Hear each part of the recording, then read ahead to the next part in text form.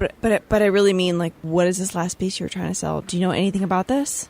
Yeah, The Three Handsome Brothers Next Door by Marshall E. Stanzel. No. Even though that's a good one.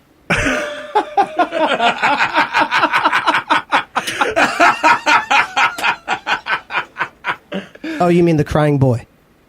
Yes, but The Curse of the Crying Boy. No, fucking cursed? What? I didn't know that. We could charge more money for it. Is that why he's crying? He's cursed. He knows the painting's is cursed. Yeah, he's like, ah. It checks out. Son of a- It really does. Shucks. Bruno Armadio, popularly known as Bragolin, also known as Angelo Bragolin and Giovanni Bragolin, was the creator of the group of paintings completed in the 1950s known as The Crying Boy. Ooh. The paintings feature a variety of tearful children looking sadly straight ahead. That's kind of messed up. It is a little messed That's a little up. disturbing. It's like the original Sarah McLachlan sad, like, pet The commercial. ASPCA. Yeah, exactly. Yeah. The children were usually depicted as poor, so sometimes these paintings were called the Gypsy Boys, although there's nothing specifically linking them to the Romani people. So, not really actually linking them to, like, what you would consider, like, gypsy kids, but that's what people called them. You mean little thieves? Yes. Jesus Christ, man. Bragolin was academically trained painter, working in post-World War II in Venice as a painter and restorer, producing the Crying Boy pictures for tourists. At least 65 such paintings were made under the name Bragolin, reproductions of which were sold worldwide. Was this a horizontal, like, picture, or was it? It was a portrait. Okay. It's very close up on the face, isn't it? Yes. Yeah, I'm just laughing to myself thinking that as an artist in the 50s, you could just walk around Italy and like smack children and be like, hey, shut up, you! And like the kid starts crying, you're like, I'm an artist, it's okay, I'm gonna need to study, I need to see my work. Puts the thumb out, smacks him in the face, He's pokes him in okay. the eye. Poke him in Here's the some eye. bread and some cheese. I'm an artist. Here's a piece of pepperoni. I like that he thought that these were the type of paintings that would sell to tourists. That's crazy, too. But people were obsessed with them. So at least 65 of them were like originals, but about 50,000 copies were sold in the UK. That's crazy. In UK specifically, too. That's awesome. Yes. British people were just like, yeah. Yeah, crying Crying children. gypsy all babies, they're yeah. like, Posters of the Beatles and crying children. because the British are so Crying poor repressed. children. They're so emotionally repressed. They just needed some like crying child. It just gives you that moment. No, Yeah. Cry like, for me, Yes. painting. You Cry just for look me. at it and you're just like, and you have your tea. there walk is out sadness to in the work. world. Yeah. Back to work, eh? yeah, exactly. Yeah. It's just a long silence of them staring at the painting and then quiet. Yeah. It's like an emotional portrait of Dorian Gray. Just the painting stays sad for you. So why was this painting so beloved? People don't understand why they loved it so much. It was just so real, and all the kids were beautiful. So he just painted these beautiful children just crying, and they loved it, and everyone had these in their houses. That is insane. Especially in the UK. Just beautiful, poor Italian children crying. Crying their eyes out.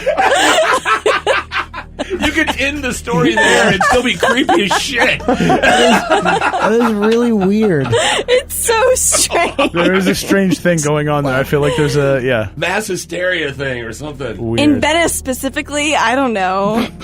Wow. Yeah, people have problems. That's insane. I like what I like. I like what I like. Sad children. I guess you can always threaten your kids, like, do you want to be that kid? Do you want to be that sad, beautiful child on the wall? Look at how dirty his face is. Yes, he's poor. Anyway.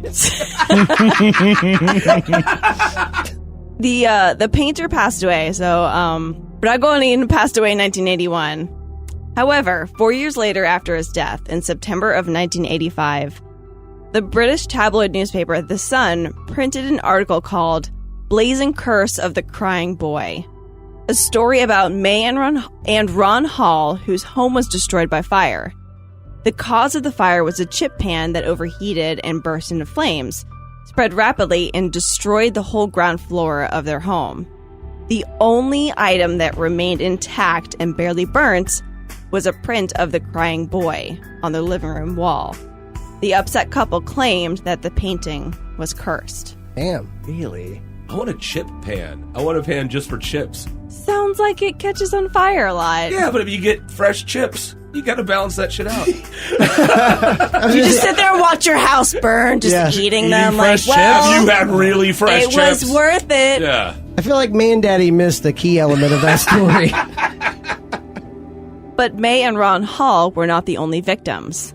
The Sun also reported that an Essex firefighter claimed that undamaged copies of the painting were frequently found amidst the ruins of burned houses. He claimed that at least 15 house fires where everything was destroyed except a painting or print of the crying boy. Really? So it survived all of the fires? Yes. At least 15. At least 15. That's a pretty high number. Substantial amount. Could you imagine being a firefighter and like Every time, like, every time you're like, ah, right, exactly. the They're like, dude, if that boy!" fucking painting is in here again, I'm freaking out, Start, man. like you just see them like passing money back and like taking bets and odds on Who gets it? Yeah, who finds the crying boy? To describe a few in detail, so these are like examples of some of the houses that the firefighter helped. A lady in Surrey lost her house to a fire 6 months after buying the painting. 2 sisters in Kilburn had fires in their homes after buying a copy of the painting. One sister even claimed to have seen her painting sway backwards and forwards on the wall. A concerned lady on the Isle of Wight attempted to burn her painting without success. What? And then went on to suffer a run of bad luck. I don't know why she wanted to burn it. This thing creeps me out. I just want to burn this baby's Yeah. face. I really hate this painting.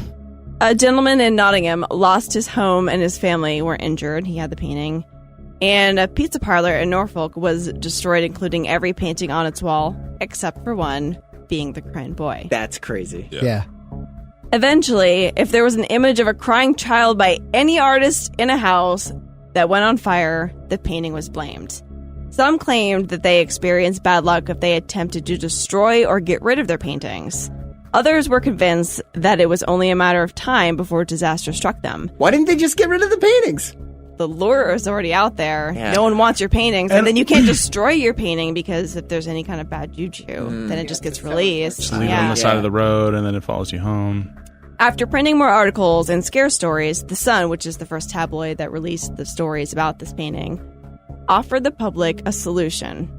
On Halloween in 1985, Spooky. hundreds of the paintings were collected together by the newspaper, so people were actually sending these newspapers, Wow. sending their prints to the newspaper, and burnt under the supervision of the fire brigade. Whoa. They just happen to randomly pick Halloween. You know, I'll just happen to pick this day. This seems like, it just happens to be Halloween. Oh, good, 1985, you said. Yep. Yeah. And the painter died in 1981. That's pretty metal. It is. It's pretty metal. Metal. Metal. So, White metal. Quite right. So why was this seemingly innocent series of painting cursed? Just little kids crying. Theories range from the little boy being a gypsy child whose family placed a curse on the artist. Some claimed that the child had died in a fire and his spirit was trapped in the painting.